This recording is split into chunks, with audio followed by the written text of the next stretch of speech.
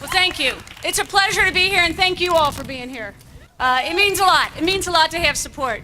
I introduced, along with Representative Tracy Hurd, the House Bill 345, which calls for the moratorium on fracking in the state of Ohio.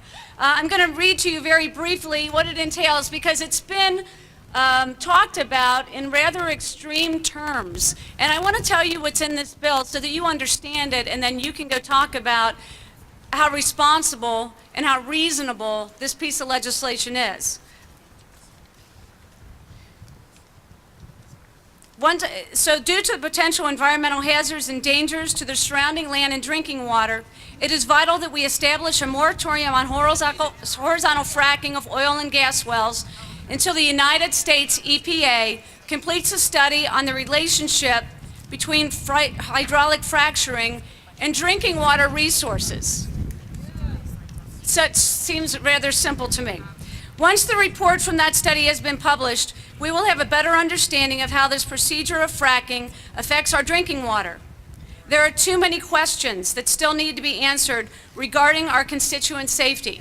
So in essence, what we're asking is that we pause. We let the US EPA come forward with the study that links the impact of fracking to drinking water. We take that information and then decide whether or not we in Ohio want to continue forward with fracking in Ohio. They're having interested party meetings at the federal level. They're doing very extensive work on this, and why wouldn't we want to benefit from the work that they're doing at the federal level? And so that's what this bill asks for. So let me give you a status of the bill. We introduced it a month ago, and we've asked for hearings on the bill in the Ag Committee. Representative Dave Hall is the chairman of Ag.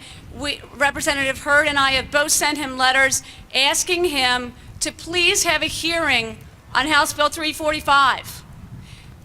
Per the House rules, we are entitled to a hearing on House Bill 345.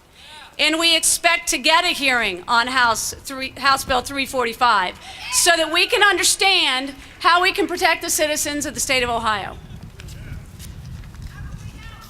Well, let me tell you something else that I'm hearing. So I'm from Cincinnati, Ohio. And I've been asked, what in the world does this have to do with Cincinnati, Ohio? Well, I want to remind everyone that Cincinnati is part of the state of Ohio. I know we're in a corner, I get that. But I had a town hall meeting and showed Gasland, the film that shows what has happened in Pennsylvania as a result of fracking. I had over 120 people attend that meeting at a theater to watch that movie. So many people, I had to turn some of them away. So don't tell me that this has nothing to do with Cincinnati, Ohio. It has everything to do with not only Cincinnati, but the rest of the state. And we are part of this state, and we are concerned about the impacts of fracking throughout the state of Ohio.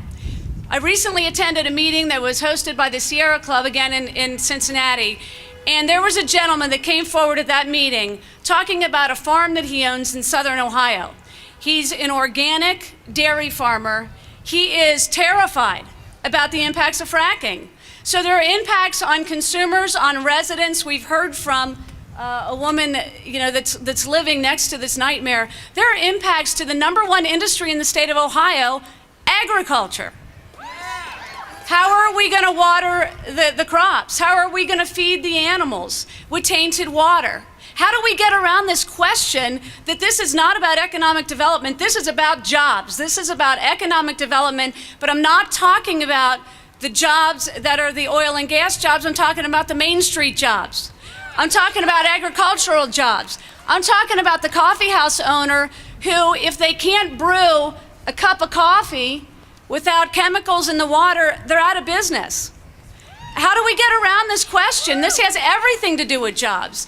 And so I'm asking you to help us talk about this in a reasonable and a responsible way and talk about jobs. Talk about the Main Street jobs that are impacted when you can't get clean water into your business. Talk about the Main Street jobs when there aren't people living nearby because they can't drink their water and so they've moved away. What happens to the Main Street business? There are impacts here, and we need to start talking about it and not be afraid to talk about jobs, because this is all about jobs. And we're all concerned about jobs in the state of Ohio. So with that, I'm going to turn it over to Representative Winburn. Roland, I thought you were going to be really late, so I took some of his 5 minutes, so I apologize for that. But thank you for your support.